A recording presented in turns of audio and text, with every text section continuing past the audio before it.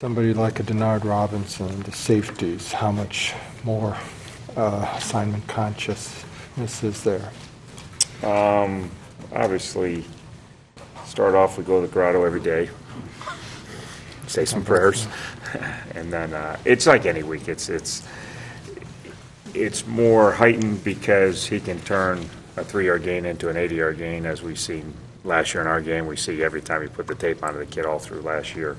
So, but it's like every other week. I mean, you got to be right every week. The plays that you don't stay disciplined and read your key and go where you keep, something bad happens. With him, it just gets really bad. So it's same as every week, but he'll make you pay like nobody else. In the second half of last year's game, 7 straight possessions. They didn't score. They didn't score until the final 3:41. They got the drive there.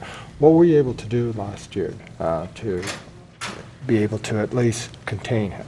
Well, I think everybody was on their assignments, front linebackers and secondary, and then I think we tackled pretty good in the second half. So it's a big key with them. It's not just him. They got a lot of running backs that are good, and they got some receivers that can run after catch. So what you started asking about, we all got to, not just the back end, everybody's got to be assignment conscious and get there, and then we got to tackle. Because sometimes you get there with those guys, particularly Denard, but even Shaw and some of these other running backs, and you look like you got them down, and next thing you know, they're still making big plays. So it seems in particular the most damaging play you can do is option down the line, but then reel back and throw. Is that probably the most important assignment for the safeties? It's part of their play action.